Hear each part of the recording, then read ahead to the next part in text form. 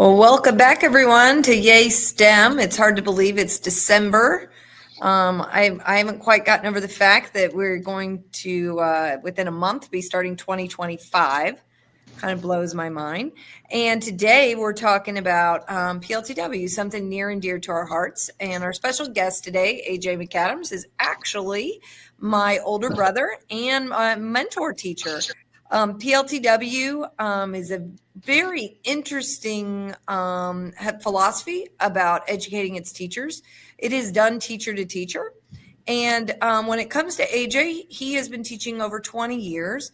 And almost all 20 of those doing Project Lead the Way Biomed. And he's actually in the first cohort of Biomed teachers when he was at Warren Central. So this is the third school, Plainfield School District, that he has implemented Project Lead the Way Biomed. But in addition, at the last two schools that he's been at, school districts, he's implemented K-12. And so we wanted to kind of have him in today, since he's considered a GOAT in Biomed, talk about how we, what the value is to PLTW, how we can integrate it K-12, and then how we can use our oldest kids in our district to help make those bridges with our younger kids. So welcome, AJ.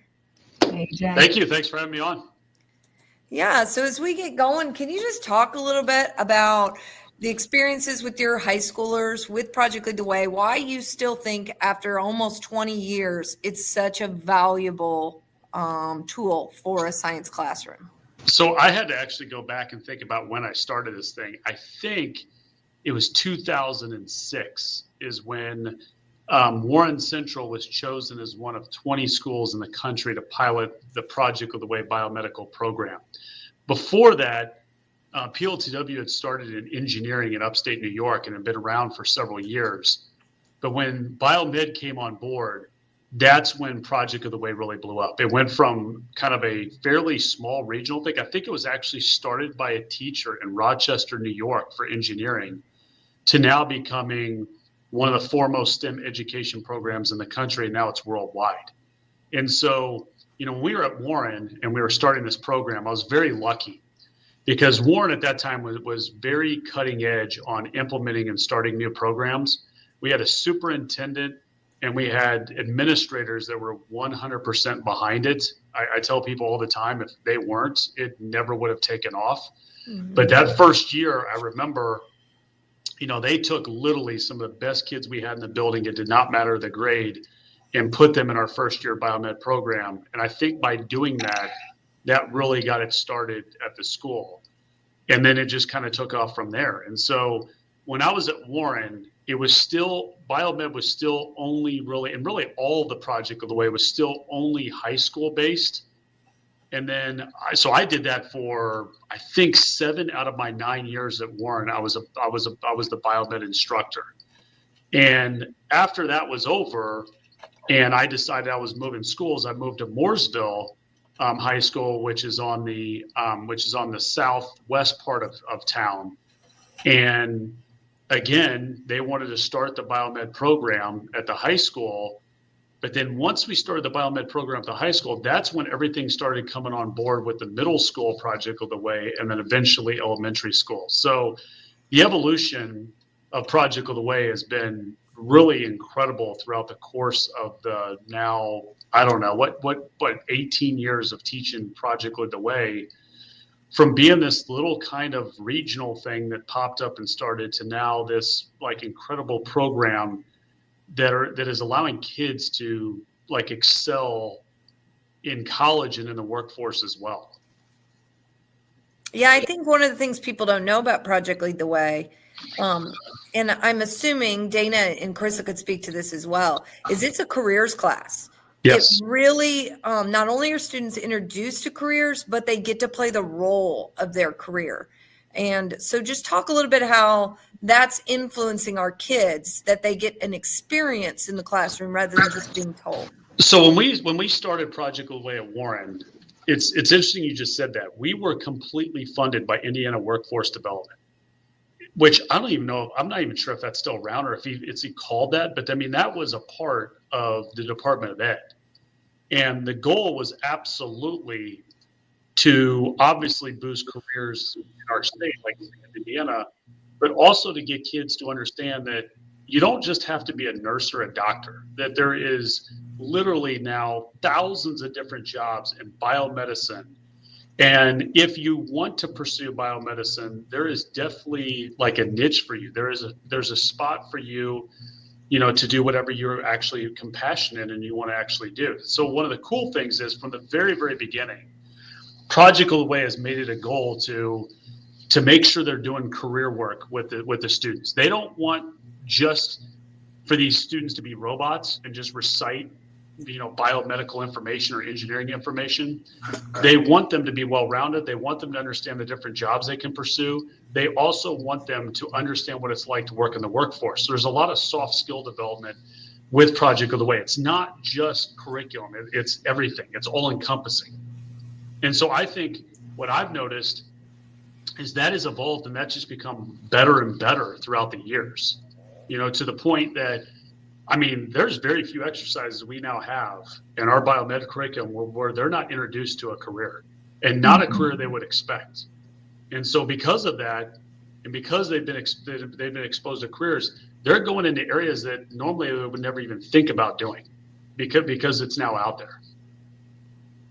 But isn't that also what project-based learning is so great about, is that we are exposing students to actually participating and thinking outside the box, diving deeper into something, and to be more of a well-rounded, like that they're able to complete tasks like that and just gain that rigor because they are involved in project-based learning.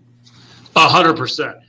When this thing started, you guys were all at this particular juncture, but when we started education, we were still in this lecture-based curriculum with science for the most part, where every once in a while you throw in labs, and that's just the way it was. When Project of the Way first came along, and I remember doing the original training for it, thinking, oh my gosh, I can't believe this is happening. It was just so groundbreaking because it was no longer catered to the teacher. It was catered to the student. And that's what Project of the Way is all about. It's all about the kids and opening up these horizons and these pathways that they normally wouldn't think of. And, I think that the one thing, if you look at medicine right now, I think we need to have more thinkers out there. Like we need to have these kids that are willing to dig in and problem solve, because especially in today's medical world, things are not as easy to solve. There's all types of stuff out there. And, isn't it cool that we're able to develop kids that are passionate, but they're also willing to think and they want to actually get better. They want to learn. Yeah, that's what we want from our medical professionals. Well, and not only that, when we start, at the primary level, like we're starting with 5 different modules, right? We're starting with these modules that are standards based for our state. All right. And then our students are participating in the activities, the projects, and they're all engaged. Mm-hmm. And it's total engagement for each student, right? They're all working together, collaborating, connecting with each other, communicating with each other. They're engrossed in different types of, themes that will then carry themselves as we build from that primary level all the way up to where they're ready for those things when they get to the high school, right? They're already been exposed to project-based learning. And so when they get to the high school level, they're like, wait a minute, I can reflect back on something I did before that's going to help me build on what you are giving me now, because I've already been diving into something similar to this. So I think that's one of the most important things that Project Lead the Way did. When they decided to go full tilt and full board on elementary, to me, that's one of the most important things they could have done. I think most of us would literally point to a teacher that was meaningful to them and why they liked their particular area. Like mine was 4th grade. I had a teacher, Mrs. Runyon, shout out. I'm not sure where she's at now, but Mrs. Runyon loved science. She implemented her own science in my classroom. And from that point on, I know for a fact I love science because she made it so interesting and made it so fun. And I think Lane's brought up some good points here. It can be very intimidating to do science and this hands-on and this project-based learning for a lot of teachers. But where Project of the Way is so good is their curriculum is so sound and it's so well done that they can take that out of, like, you know, the teachers are not having to like implement this or actually come up with these ideas on these lesson plans that are there. And their job is just to make sure that they are assisting the kids and kind of pointing them in the right direction. But, you know, like when we work with the elementary school kids, like it's a blast because their creativity is still there. You know, I remember I was at a Project of the Way conference, and I forget who the speaker was, but they were talking about creativity. And the guy who was the speaker said something that I thought was like startling, but it was true. And he said, formalized education destroys creativity. And he had all the statistics to back it up, that by the time, you know, we're getting kids in high school, we've limited so much of their creativity and their output that, you know, you like, it's scary. Like, you're like, that's not what we should be doing. But then you look at Project of the Way and what our colleagues are doing in engineering and what we're doing in biomed, and clearly, like, our kids are going above and beyond. I mean, they're definitely, I think that creativity is re-sparking. So, you know, I think if, as long as teachers can understand that, hey, you can do this, you don't have to be an expert. People are willing to help you along the way. Ultimately, for the kids, that's the key. Because you're right, Dayna. I can't wait till, and we're almost there, where we get our first kids that we had with our HOSA kids and our Project of the Way kids working with our elementary school kids. You know, they're going to come to us and they're going to be like, hey, Mr. McAdams, Mrs. Townsend, we've already run a gel. Like, what else do you have for me? I mean, you know, so like now it's going to be our challenge to make sure we're kind of, you know, that we're pushing these kids and they're kind of understanding, you know, new lab techniques or whatever it is.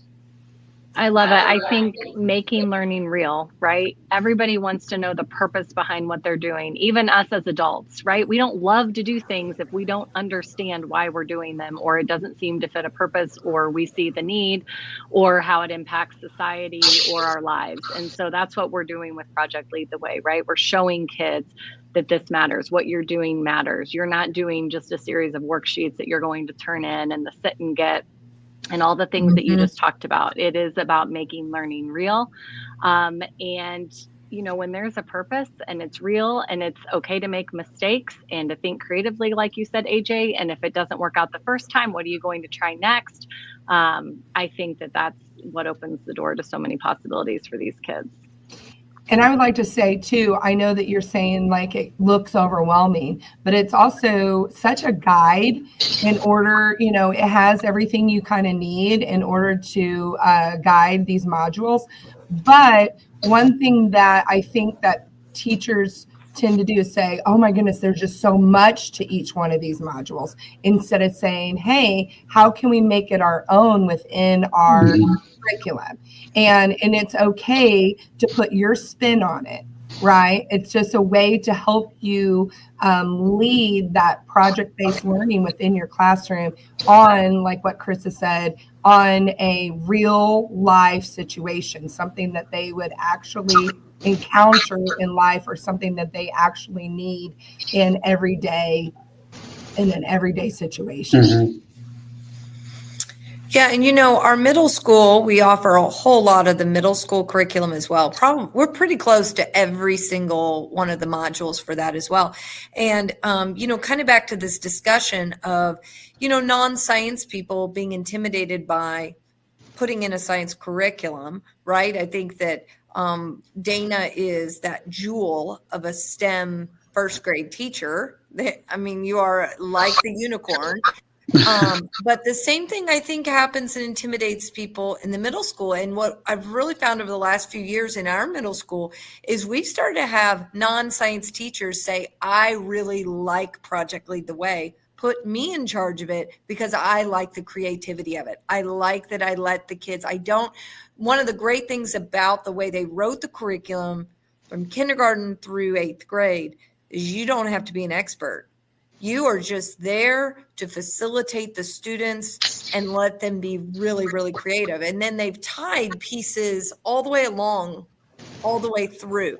So for instance, there's a middle school a piece called App Creators, and then we design apps in first year biomed. And many of the kids now are saying, oh, I learned about what a good feature of an app is in App Creators, and now, we can then push our envelope a little bit further. And so it's a really neat way they put it together. So AJ, can you talk just a little bit more about, let's say that, you're a school and you're modeling like Plainfield has done, or like you had at Mooresville, where they have implemented a 9 to 12 engineering biomed program. How can you then, or what steps did you take to get it back all the way kindergarten through 8? So that was kind of a crazy process. And I think when we started it, we didn't really necessarily intend to do it, but it just popped up. I mean, I think, first of all, like, you have to have admin that 100% buys into it. And so when I was at, Mooresville was pretty crazy. So, little side story, when I got hired at Mooresville, the superintendent that hired me, my first email that I received in my Mooresville school account was him resigning. And I'm like, oh my gosh, are they going to do this? Like, are they still going to do biomed? Are we still going to go through it? And hats off to them. I mean, they had an interim superintendent. They're like, yes, we're fully invested, and we're going to back this up. Now, where Mooresville was pretty great is my first year, in order to kind of get it off the ground, they also kind of made me in charge of tech ed. And so I had a bunch of umbrellas that I was kind of in charge of. And one of them was actually soliciting funds from the community to kind of help our engineering, our biomed, and like our tech ed program. But it was also about reaching out to our other schools and seeing if this is something we want to do. And quite frankly, I don't know that I can take credit for this. Her name is Erin Bechtold. Erin was the principal of the little elementary school that was right next to Mooresville. And she was super interested about doing Project Lead the Way when it started popping up. And then another teacher who is absolutely a fantastic teacher, both my boys absolutely loved her, Liz Hathaway. She was like, hey, I want to do this. We're going to figure this out, and we're going to do it. And that's what happened. I mean, through us working together, through grant writing, and Erin Bechtold gets a lot of credit for that. They were one of the first ones. I mean, they could have been one of the first elementary schools to really kind of buy the packages and buy into what we're doing. And I just helped them as much as I could along the way as far as implementing it and getting it started. I mean, I might get a little credit. I really shouldn't take a lot of the credit. It was just about having people who wanted to be on board. Now, at that point, we didn't have as much traction in the middle school. Like, it was really kind of this black hole between the high school and the elementary school and middle school. I'm not sure if Mooresville is doing it right now, but thankfully at Plainfield, and again, I think it's because people see the interest, like, people have jumped on board. Like, I mean, they're just on board on doing it. Now, I do think, we had not implemented this yet at Mooresville.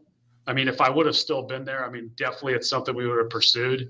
But because we have our HOSA club, which is really our health science kids, and then our older Project of the Way kids, and because, again, we have backing from our admin, the fact that Mr. Cooney allows our kids to go out and do this stuff, it's really because of our older kids that we're having success with the younger kids. I mean, there is no doubt that the younger kids, and even the middle school kids, they might not tell you this because they're so cool, but they love having the high school kids in. Like, I mean, I think that's been huge. And that's just opened up that pathway of, for these kids to say, hey, I remember doing that project with some of the HOSA kids. When are we going to do that again?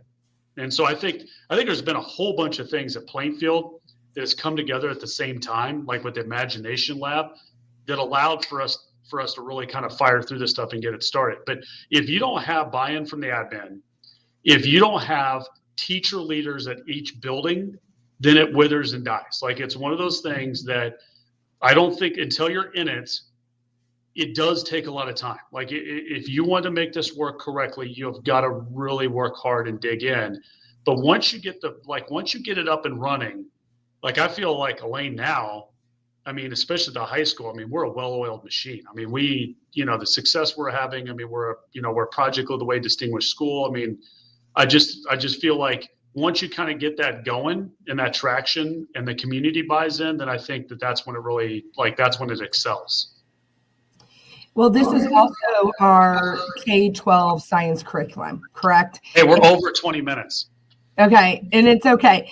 So that it's our science curriculum that we bought into because we want to be a project-based school system. We want to be STEM focused, right? And so that is like one of the best ways to do that is to have a project-based curriculum that's not just a book that you're getting Correct. information and that's feeding it. We need to 100% get away from that. I mean, like we have to get away from that. I mean, I love books, don't get me wrong.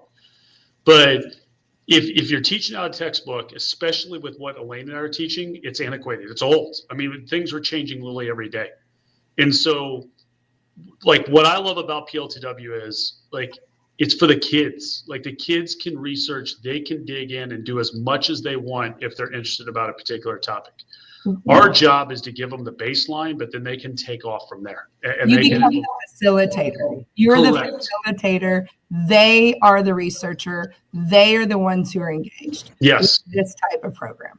Mm-hmm. 100%. 100%. Yeah, and in that they learn that skill, right? It's an adjustment for a teacher that has always taught from lecture. But, you know, when the kids inquire to us, well, why does this happen? Then we throw it back to them. Well, let's find out. Right. Let's learn how to research. And you find out together. Mm-hmm. I mean, that's one of the things that's kind of fun. I mean, it's not like I'm going to like, okay, I don't know the answer. I'm going to go look at it as well. You know, I mean, so I think that's where, you know, like as a teacher, as an educator, you know, if you like, it's interesting, you know, because, you know, one of the stigmas we get, and maybe it's fair, but it's like, oh, well, you only have the best kids in the building.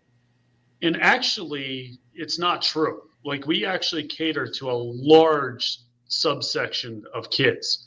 And I got to tell you, the only requirement that we have is that you work hard and you're interested. And so, you know, we don't, like Elaine and I talk about this all the time. We don't have classroom management problems, like ever. And mainly it's because they're too busy, they're on task, or they're doing something they enjoy. And so like, there's just not a lot of downtime, but they're always doing something. I mean, the greatest compliment that we get with Project of the Way, and it's not us. I mean, the Project of the Way curriculum writers are the ones that get credit, or when we have a 50-minute time period, like you'll hear kids say, hey, this class isn't long enough. Like, I mean, that to me is like the ultimate compliment is like, oh my God, they're engaged and they want to do more. Or, hey, you know, Mrs. Townsend, I want to be, you know, I want to be your TA because I want to be able to like learn how to do all the lab prep and things like that. I mean, that's where I think the skills come into play. And I think one of you guys at one point at the very beginning said, okay, you know, how have you seen this? How's this helped your kids and your students? Well, I can go back now years now, and it's just amazing to see how many kids that took our biomed program, especially stuck with it in college, and are now in the medical industry. I mean, we've got now everything from doctors to physical therapists to nurses. I mean, we've got everybody kind of in the workforce. We got bioengineers.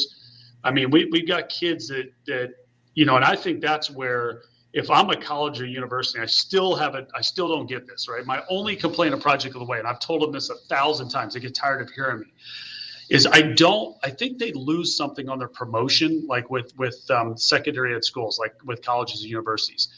I think they could do a much better job of really selling their product, because if I was a college and a university, I would want kids that graduated out of the Project of the Way program, because they're going to hang in there. Like they actually have grit, they have determination. They're not going to quit if they didn't get the right answer, because that's what happens all the time. I mean, Elaine and I talk about this all the time.